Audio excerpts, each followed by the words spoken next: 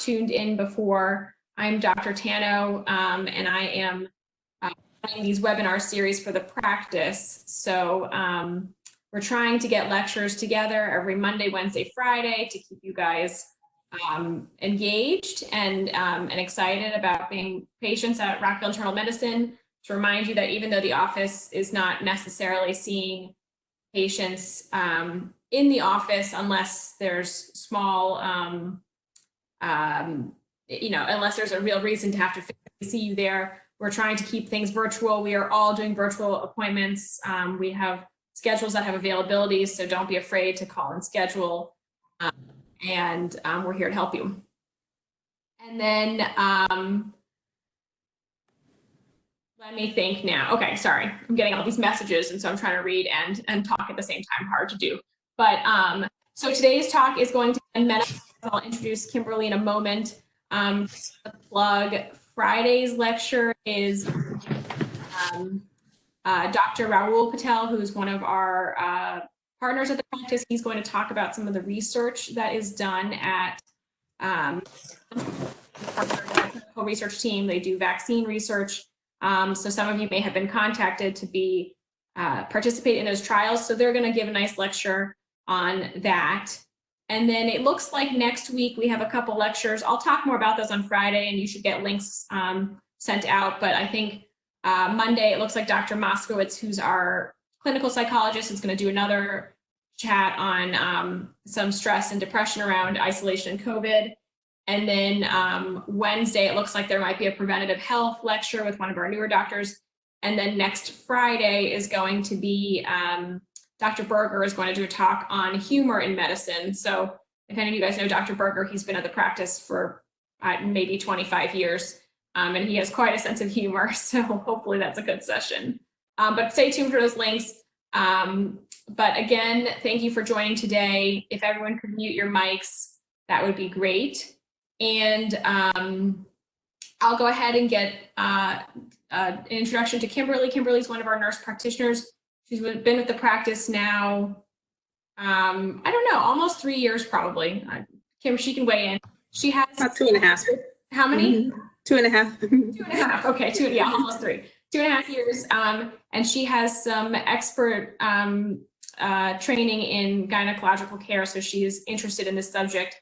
She can probably tell you way more about what she does specifically, but just to let you know, she also does some procedures in the office. She does placement of intrauterine devices, IUDs. She removes them. She does arm Nexplanon devices, which is another birth control form. And then, of course, she does all routine gynecological care, along with many of us. And but she does a little bit more in terms of procedure. So if you know anyone who's interested in getting an IUD put in or getting an IUD taken out, she does that as well. But I will let her go ahead and get started. She is going to talk to us today about menopause. So I know that with our population, we have a lot of women who are, somewhere between 40 and 60 and then beyond, dealing with postmenopausal issues. So Kimberly, if you want to go ahead and put on your camera, I can tell you if you have some good lighting too. Is it on? No, your camera was on, but it's off right now. What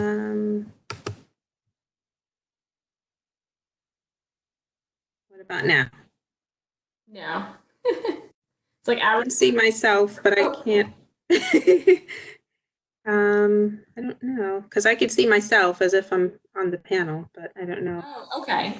Travis, can you see Kimberly? Maybe it's my connection. No, I can't see Kim. Okay.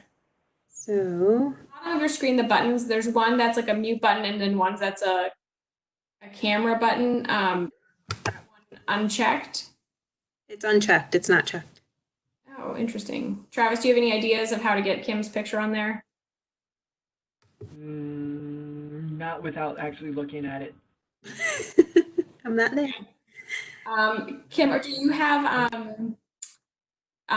slides to show today? I do.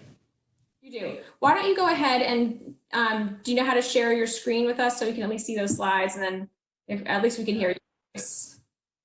So do I hit present on slides, or do I go through this particular venue? You'll get a like a look like a computer screen with an up ways arrow. Okay, give me one moment.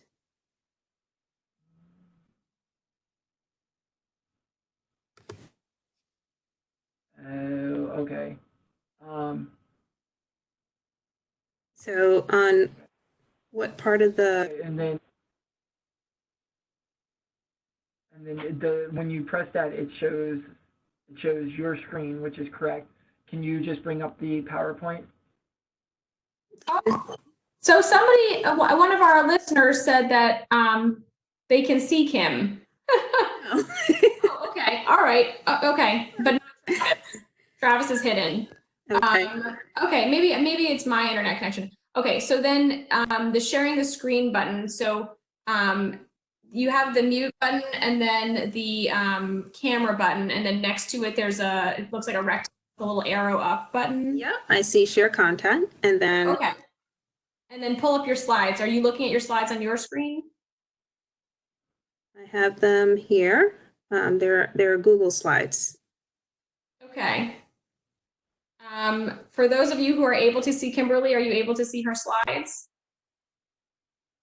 They probably won't just yet, so let me see. Oh, okay. All right, so when I click share content, then what do I click after that?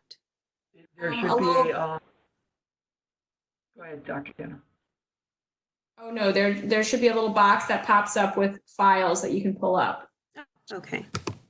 That you can just open up from your hard drive. Yeah, share file. Sorry to everyone on the call. We are obviously experiencing some technical issues. So bear with us for a moment. All right. So it's a Google slide. So is that different? Sometimes the Google Slides I have heard from Privia are not always very easy to work with. Do you have them saved on your computer as a PowerPoint? I can do that instantly. Yeah, why don't you do that and then try sharing the screen again. Okay.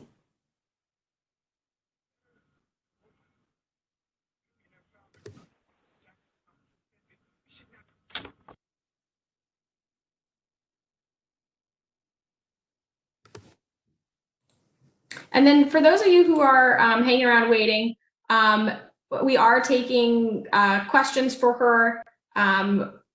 We'll probably save most at the end. So if you want to submit them to that QA section on your, that way we can, that way we can go through them at the end. Okay, so I got your image on there, so that's good. Not that it seems like everyone else is fine except for me, so it's not. But let's see if your slides are coming up. Yeah. Doesn't look like they are. So, Hey, Kimberly, are you using a work computer? I am. Okay, hold on for a second. Okay. Well, keep doing what you're doing. While Travis is helping.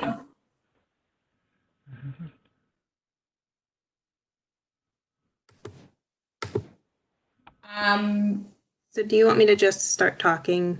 Yeah, why don't you start talking? I feel like, I mean, hopefully for menopause, you're not showing too many pictures. No. As much as we all love to see dry vaginal tissue, hopefully it's not too graphic today. So no, not at all. Just start going through things, and then if we figure out the slides, great. You can always post them on the website later, but that way, we can get a good discussion going. So. Okay. All right. No worries. I'll let you take over, and I'll disappear. Okay. So as Dr. Tano said, I'm Kimberly Nieves. I'm glad all of you could join today. So what I'm going to be talking about is menopause, the symptoms, signs, the therapies that occur when a woman is experiencing perimenopausal or menopausal symptoms. So first, let's go over when you should expect to experience menopause. Now, menopause is one of those things that or diagnoses that occur after you've concluded 12 full months of no menses. So that can be a bit frustrating because during those 12 months, there will be some irregularity. And when should you expect this irregularity? Well, the average age of menopause is about 52, so it can come and go. During that 12 months, you can have periods of irregularity. So you may have your period 1 month, and then you may go 2 months without a period, and so on and so forth. Again, which can be quite frustrating. So Travis, that screen is not a screen for this particular webinar. Yeah, go pull it up, please. Okay. 1 moment.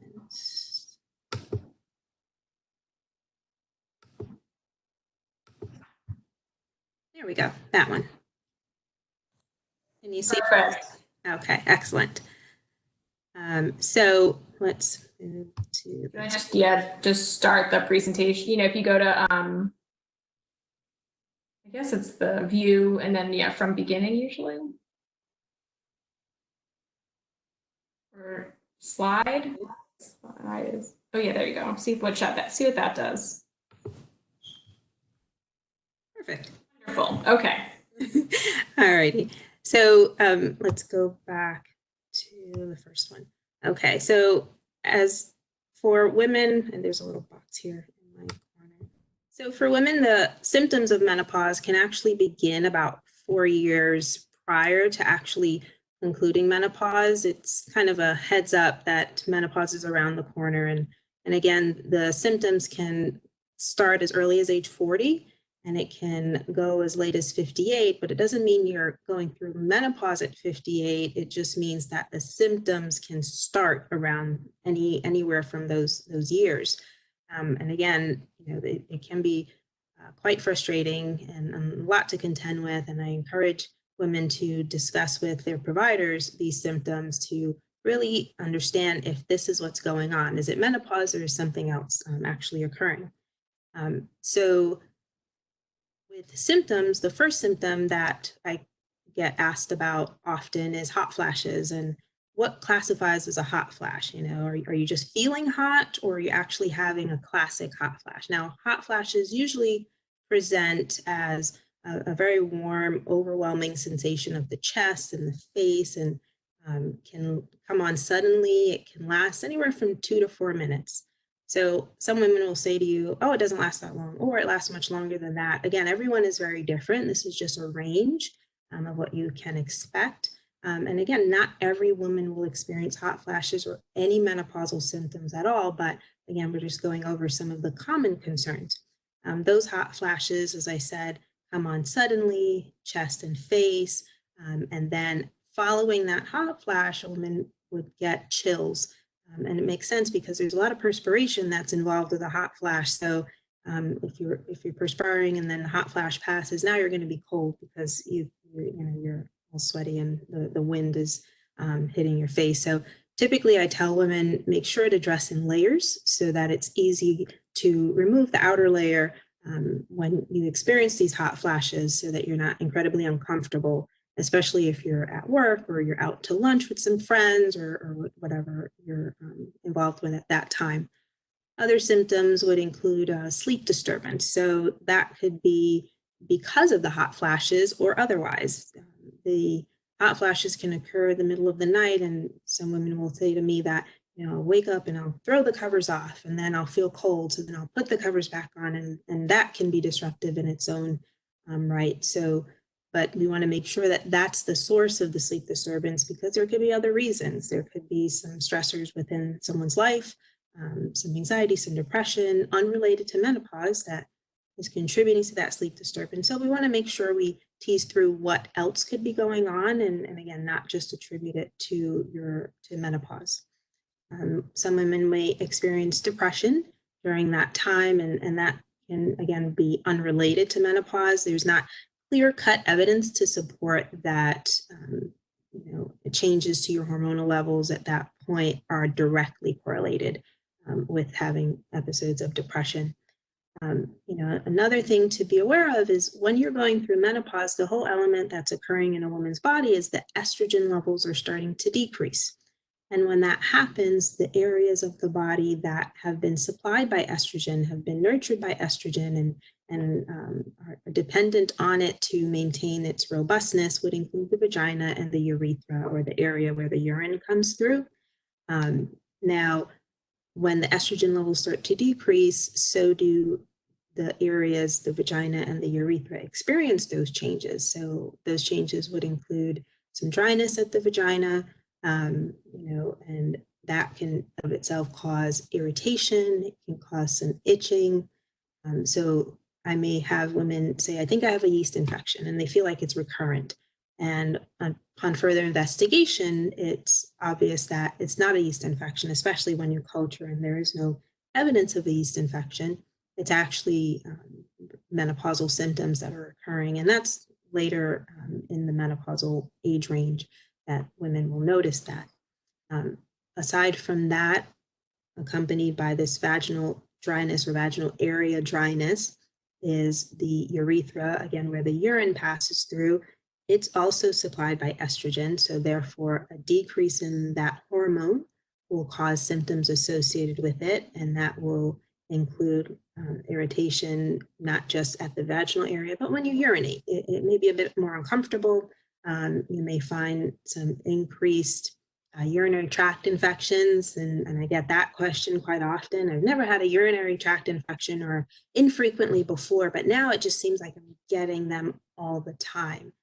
The reason is because of that decreased estrogen in that particular genitalia. So we will find that there is a recurrence of urinary tract infections linked to that. Along with that is sexual dysfunction. If the vaginal area is drier because of the less estrogen, then that can cause some discomfort when having sexual intercourse, because the mucosa is not as moist, it's not as plump as it was prior. So that can be quite disheartening for some women, and can be frustrating as well, because as you go into menopause, it doesn't mean that the desire is not there. It very well may be there, but the vaginal area is actually changing. So I like to make sure that we have a conversation about those changes, and hopefully avoid significant impact on a person's sexual health. Now, one way that is helpful to maintain the flexibility of the vagina, the length of the vagina, because again, that can shorten with menopause, is to continue your sexual function. So with your partner, just making sure that if you are interested, you continue to have intercourse, and there are therapies to help make that less uncomfortable, and that would be water-based lubricants, such as Astroglide or Replens, and again, your provider can talk to you about specifics regarding that. And it's not as cumbersome as it may sound, and again, I welcome you to talk to me or your provider about those therapies as well.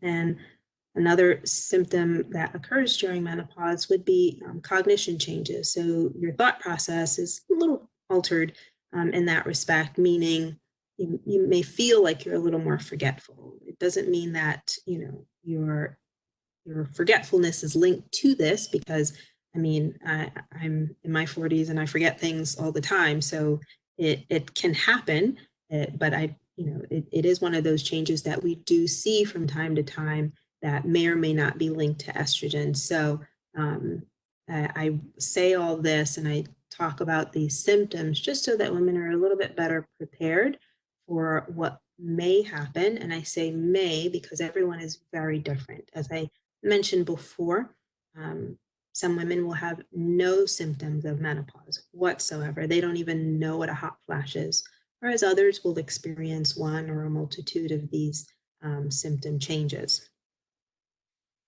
Let's go to the next slide. Now, we want to talk also about the health and physical impacts of menopause. And with a decreased estrogen level, your bone density can decrease, and that can happen about a year or two prior to you getting into menopause. So when your provider being active, walking, exercise, maybe some light weights, those sorts of things, that is an effort to maintain your overall health. That goes without saying. We want you to remain healthy in general, but it also aids in making sure your bone density is appropriate so that in menopause, there's not this significant impact to the strength of your bones. Nutrition plays a role in maintaining that. And that your cardiovascular risk increases in the 50s as well, in menopause specifically. So again, a great diet, low in fat. And if you're going to consume meat, make sure that it's lean meats, fish, lots of vegetables, and yes, some fruit.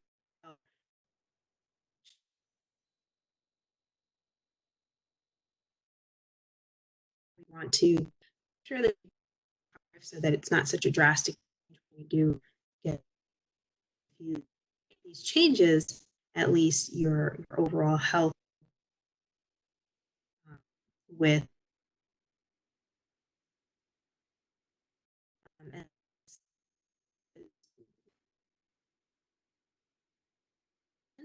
so you may find that so you may need to use more moisturizers. You definitely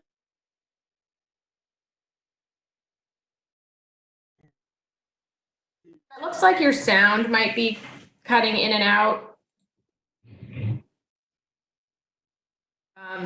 All right, guys, thank you for bearing with us. It looks like we're having maybe some internet connection issues somewhere here along the way.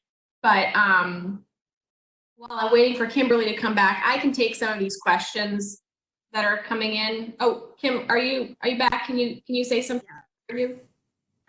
I didn't know that question was out. When did it cut out? So it cut out about 30 seconds ago. So maybe just where you were, but I was gonna start questions, but go ahead and continue. Okay. Did I leave off at bone health or? It's a little hard to say because it was sort of cutting out, but I think you were maybe a little bit, but yeah, I guess bone health. Oh, I guess somebody was very closely listening and said cardiovascular and skin changes is where you were lost. Oh. Great. So with the cardiovascular disease risk, it increases in menopause and because it's been linked to decreased levels as well. So better even before I was talking with you about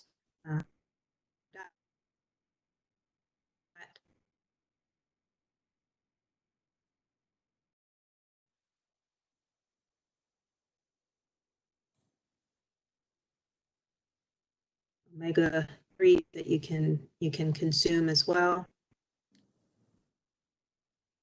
Yeah, it seems like it's still cutting out a little bit. See if I can switch it to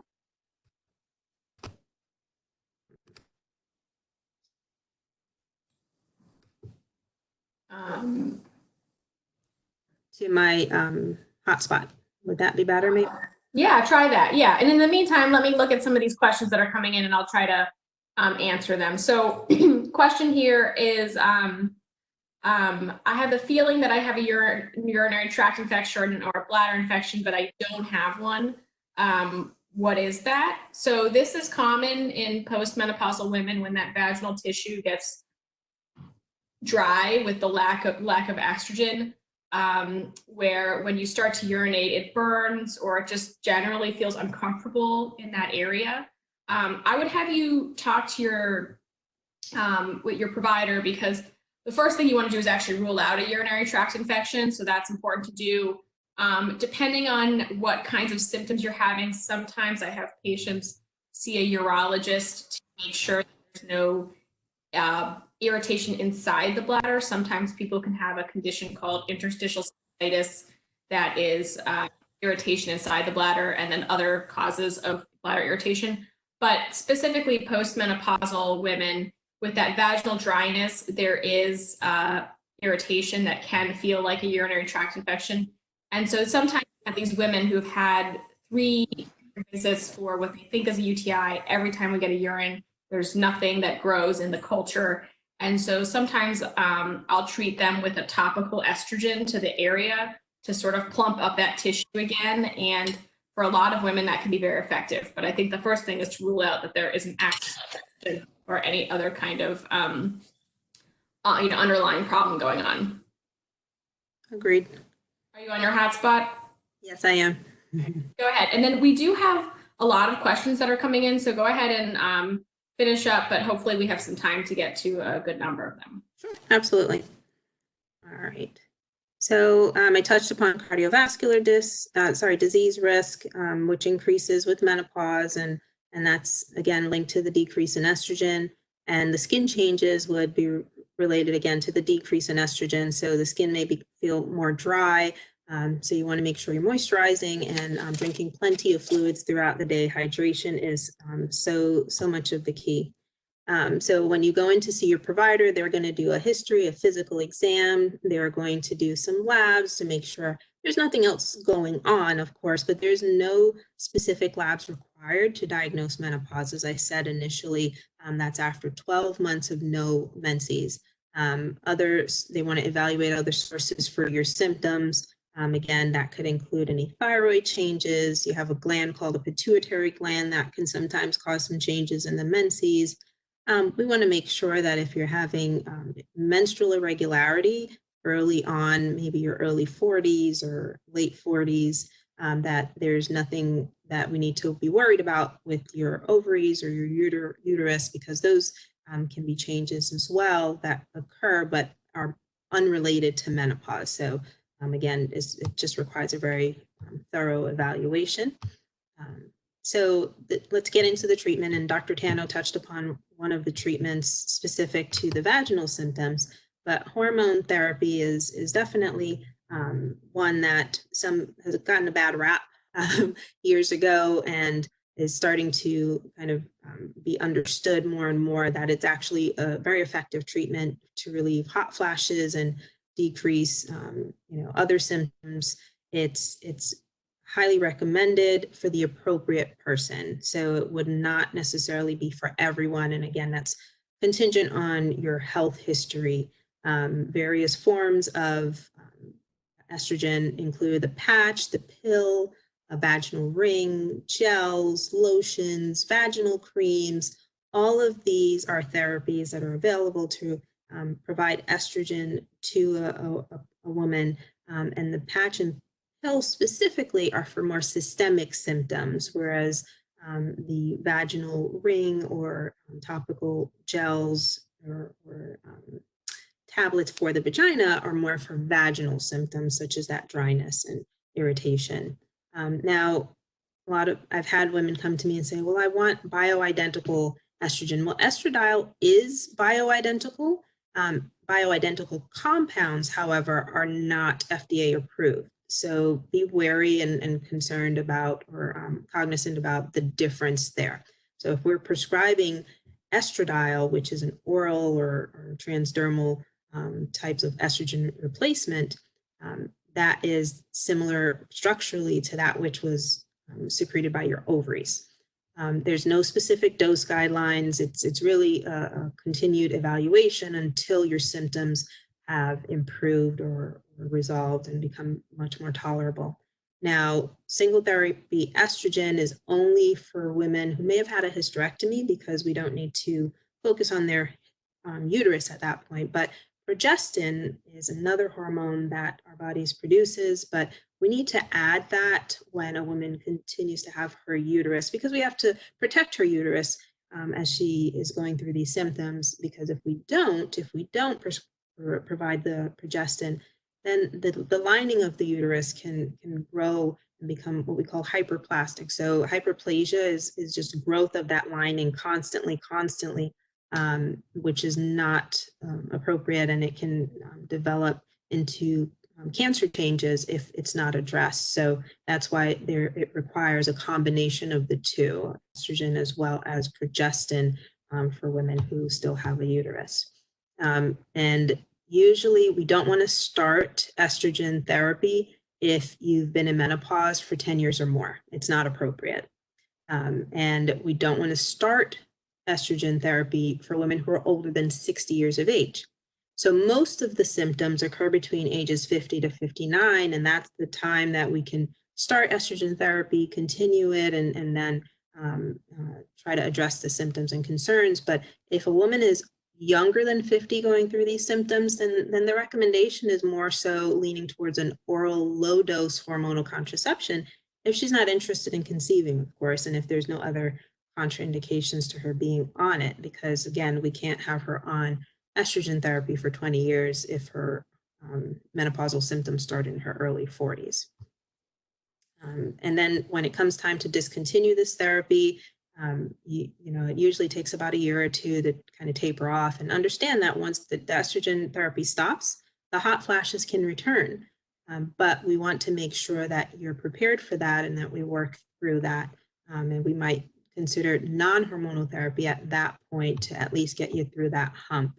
And not everyone is interested in hormonal therapy, and not everyone is appropriate to receive hormonal therapy due to other health issues. And you know, for moderate symptoms, non-hormonal therapy, which are commonly in the category of psychiatric meds, such as selective serotonin reuptake inhibitors, you know, SNRIs, those are in your category of Prozac or Wellbutrin, Lexapro. These are medications that are not necessarily known to be treatments for menopause, but they are researched and proven to be helpful with menopausal symptoms, not the vaginal area, but systemically, insomnia, mood changes, those sorts of things. And paroxetine is the only FDA approved agent for menopause, but it doesn't mean it's the only non-hormonal agent that we can use. We can still use those other therapies as well. And in conclusion, again, there's really no specific age to say to you, you're in menopause, and there are still calculations in the works and being researched to determine how accurate they are, but it's not a predictable type of diagnosis. Like, you know, the ranges that I gave you are actually all that we really can go by. And of course, with a very thorough conversation with you and your provider, the key is to take care of yourself before, during, after menopause. You want to exercise, you want to eat well. These are all factors that contribute to your health now and in the future. So you want to continue to do so. And there will always be options for treatment, whether it be hormonal or non-hormonal. So please keep an open line of communication with your provider so that you're not just going through these symptoms and not understanding why and feeling like you just kind of have to deal with it. No, that's not necessary.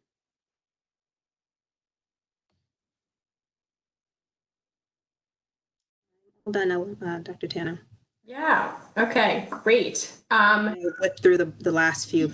I realized time was getting away from me. All right. So we have a lot of questions. I'm going to be honest, everyone. We have over 30 questions, so I don't think we're going to get to everyone. And so that's not personal. I'll try to pick out the questions that are most pertinent, I think, to the vast majority of people. If you have specific questions, feel free to, you know, make a visit with your primary care provider. You can also talk to Kimberly. She's doing virtual visits too. So even if this is your first time, you know, quote, meeting her, I'm sure she'd be happy to do a one-on-one session with you if you have specific concerns. Absolutely. Questions here. Okay. So a lot of the questions pertain to, will these symptoms go on forever? So specifically hot flashes and sleep disorders that often come after menopause.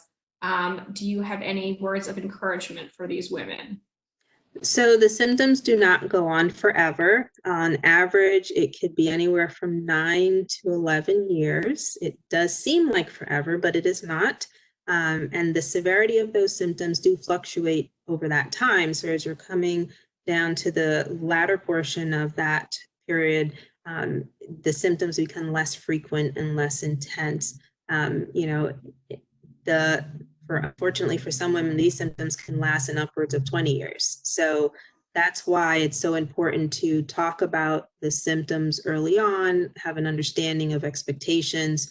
But yeah, it will not last forever, but it does last a healthy amount of time.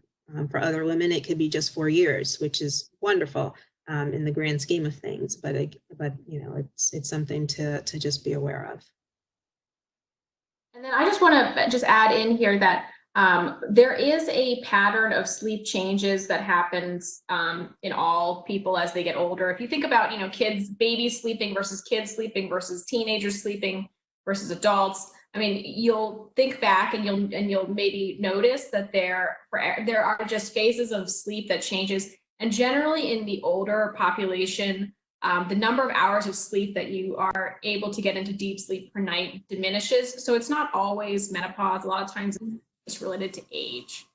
You bring up a very good point. And that's a normal, while it's maddening and you can talk to your doctor about it, it is, you know, that is also part of aging. That you bring up a very good point, because aside, even with just vaginal health, vaginal changes, a woman will say to me, well, this is different discharge than I had 10 years ago. Well, your body is different than it was 10 years ago. So you should definitely expect changes every 5 years, every 10 years sometimes. So what was normal for you when you were 30 is not going to be necessarily the case when you're 40 or 50. So there will be changes that occur, and it's just a matter of making sure that these changes are normal. Okay. Question here, can you speak to some of the cardiac symptoms associated with perimenopause? So the palpitations and the heart rate changes, as well as the panic attacks that we see around menopause. So with that, again, first and foremost, when you're having those symptoms, you absolutely want to talk to your provider, because you want to rule out anything other than menopause. You don't want to assume that palpitations are related to menopause. You want to make sure that you've had your cardiac evaluation, you know, a routine EKG, whatever the case is, and your provider is going to ask you about other symptoms associated with the palpitations to make sure that there's no specific cardiac reason why you're going through these symptoms. It's not the lack of estrogen that's going to cause you to have significant cardiac disease all of a sudden. It's your, you know, we want to take into account your overall health and well-being that would play into any cardiac changes. So the short answer is that you don't want to associate the palpitations to the menopause until the cardiac source has been ruled out. Can you have anxiety? Can you have panic attacks? Could you have all of the other symptoms that you mentioned?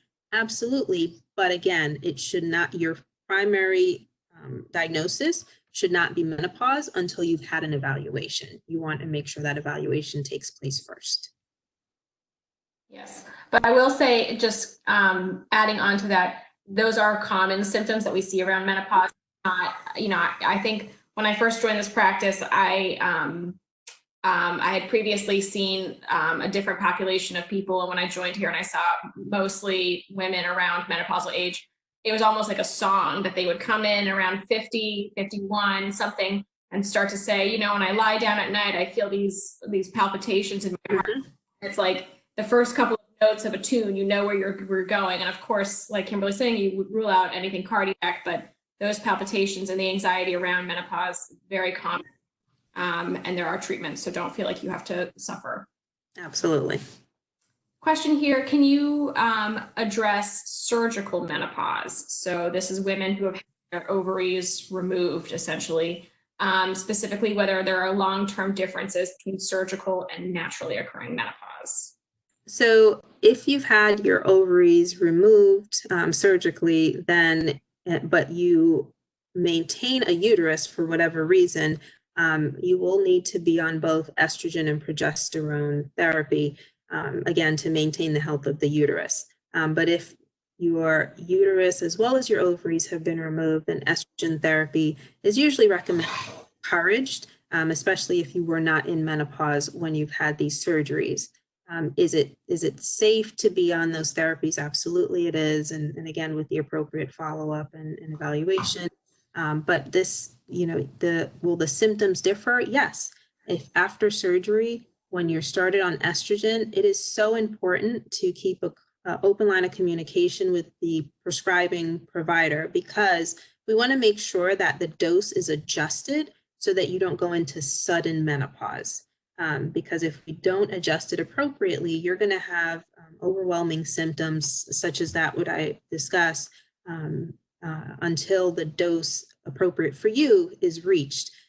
But yes, it is possible to go through these menopausal symptoms after a surgical type of menopause or surgery to remove your ovaries, because your ovaries are your source or the major source for your estrogen production. So that's why you would experience those symptoms after surgery if you were not in menopause prior to surgery. Yeah. Here is a very important question. So if a woman should have a full year of no periods, assume menopause, and then has bleeding at some point after, maybe 2 years later, 5 years later, 10 years later, what is your recommendation? My recommendation is absolutely make an appointment for a pelvic exam and discussion of that, because after 12 years, concluded no menses, if you have bleeding after that point, the number one thing that we rule out is uterine cancer. There's no ifs, ands, or buts about it. I don't pull punches with my patients. And when my patients are either approaching menopause or postmenopausal, that's one of the things that I talk to them about. I say, do you have any postmenopausal bleeding? And if they say no, I said, good. But if you ever do, this is not your period coming back for one last hurrah. That is not what's going on here. The first thing we need to rule out is uterine cancer. And I say it very bluntly like that because I don't want anyone waiting and trying to determine what's going on their own. I want someone to get evaluated immediately. Yeah, and then just, you accidentally said 12 years, it's 12 months. 12 months, sorry. 12 months. And then maybe, not to scare women, but are there other common things that you think of that are some postmenopausal bleeding that are not uterine cancer, just so that everyone have some bleeding doesn't think uterine cancer? I know, I might have scared someone. Some other reasons could, if they have a cervical polyp, which is benign and can just easily be removed by a gynecological specialist, a uterine polyp, some irritation at the vagina postmenopausally because of all the dryness that's occurred. And we want to distinguish, is it coming from the vagina? Is it coming from the urethra, or where the urine passes through? We want to make sure we know where it's coming from so that we can identify the source for it. But yes, there are other sources for bleeding, but if we're specifically wondering about vaginal bleeding, either way, you're going to need a very thorough evaluation. Okay, so a couple questions here about, I guess, some sort of supplemental treatments of menopause. So what is your experience with black cohosh and then also soy products to help mitigate some menopausal symptoms? So I do not recommend or prescribe black cohosh. I don't have much experience with it, because if something is not FDA approved and regulated with dosings specifically, I'm hesitant to recommend it, because then we have to also be wary of how it interacts with other medication that you're on. And as far as soy products and the such, the same rules apply. We have to be very careful with consuming soy products, because if we don't know what dosing we're dealing with, and how that can impact, if you have a uterus, your uterine health, because you're providing your body with a source of estrogen, again, not to the extent of the prescription strength, but there is a source of estrogen there. So we want to make sure that we're not ignoring your uterine health, considering any outside sources of estrogen, but not combating that or balancing that out with the progestin. So the short answer for other supplements for your menopause, there's no research to necessarily confirm or deny that those therapies are helpful. But I know in the UK, there has been many providers using black cohosh successfully. But again, I do not, because I don't have guidelines regarding the dosing specific for women and the concerns about it interacting with other medications is one of my primary reasons for not doing so. And a question here on weight after menopause. Do you have any recommendations for how to prevent, mitigate, and lose weight after menopause? You cut out. Can you just tell me that question again, please? Oh, sorry. Oh, I said it was a question about weight gain. So if you have any advice for how women can prevent weight gain, and then manage weight gain and then lose weight postmenopausal. Okay. So yes, your metabolism will change as you go through menopause and thereafter, and then through life, of course, your metabolism is going to change. Your ability to lose weight is going to change. So with that being said, if you are exercising and the exercises you have done to this point are not helpful, then I usually say, if you have the capability to do so, consult with a trainer, not sign on for a trainer, because sometimes that can be a bit costly, but just to get a different perspective about what would target your weight loss goals. Making sure that you evaluate your eating habits, that you're not eating late at night, that you're not eating an abundance of carbs or sweets and the such. The basics we want to make sure you go through first. And then yes, you will notice that there is some difficulty or some changes in your ability to lose weight with menopause. So what worked for you before may need to be modified. You may need a longer aerobic. You may need more frequent exercise.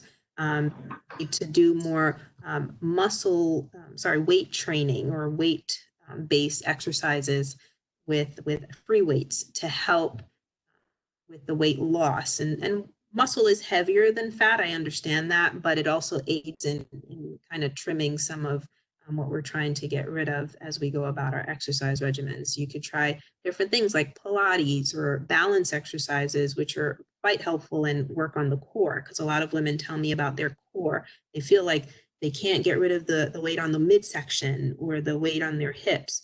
And if you strengthen your core, that actually helps to trim some of the weight on the core because you're working those muscles. So hopefully that, kind of gives a little bit of guidance in that respect. Yeah.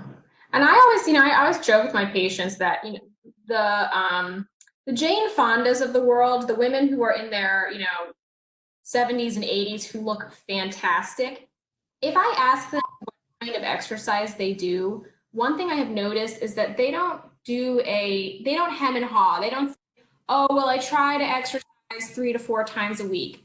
No, the women who really maintain that, physique late into life, their answer immediately is, oh, I spin 6 times a week. I something 7 times a week. It's like a consistent 6, 7 times. So the people who, really keep that weight off, they work hard. There's very few people who just naturally age as thin women. A little bit of an upward battle, but like Kim was saying, I mean, there's lots of things to do, but nobody is carelessly, thin later in life. That's just not how bodies age typically. And also you want to make sure you keep moving, if you know that most of the time you're sitting because you're at work, then you have to put in that effort to move more when you get home from work, to do some type of exercise, because if you're not moving, your metabolism is slowing down. Some people say, like just in the house, some of my friends will say their husband says to them, sit down, why are you always moving? Guess what? That person is always moving, but it's helpful because they have maintained their weight, because they're not just kind of sitting around not doing anything. And it's always great to take a break, but stay active. And then I think I just have 2 quick questions here that we have, I think, just time for these last 2. First one is, if I'm on a birth control pill, how do I know if I am in menopause? You won't know if you're in menopause if you're on a birth control pill, because you're getting the hormones from the pill. So it won't be until you stop it that if you're going to have any menopausal symptoms, that's when you'll start to experience it, because what you're taking is essentially what we would prescribe as a hormone. So the short answer is no. And do you have recommendations for how women should go about stopping it?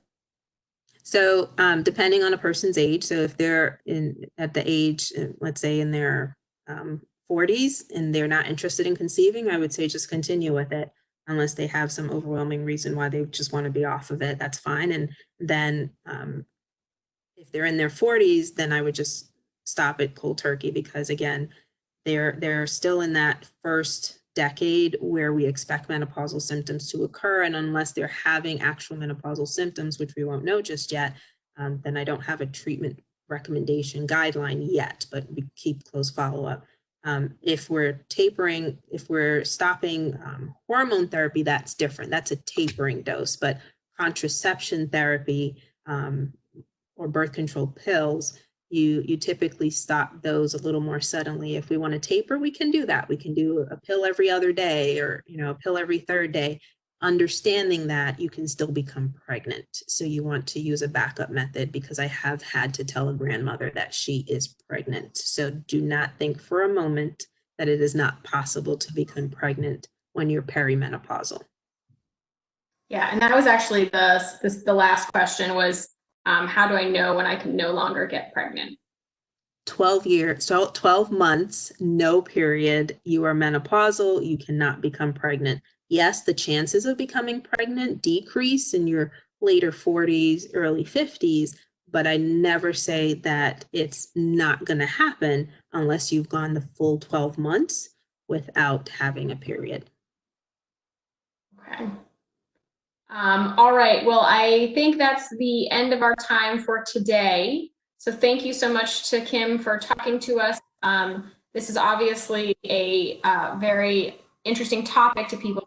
So many questions. I couldn't get to everything.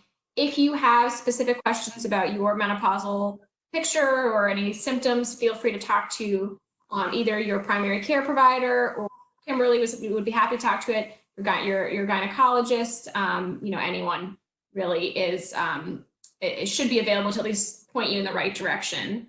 So thank you to Kim for coming out today. I appreciate you taking the time. Sorry about all the technical difficulties. No problem. And then just as a quick plug before everyone logs off, Friday, Dr. Rahul Patel is going to talk about some of the research at Rockville Internal Medicine. So that's a little bit of an out of the box talk. It's interesting. He's going to have a representative from Meridian, which is the clinical research group that we partner with. And so the two of them will be talking and answering questions. And really, I think it's just be an intellectual session more than anything. But otherwise, thanks everyone. And I'll see you on Friday, and have a good afternoon. It's a beautiful day. Go walking.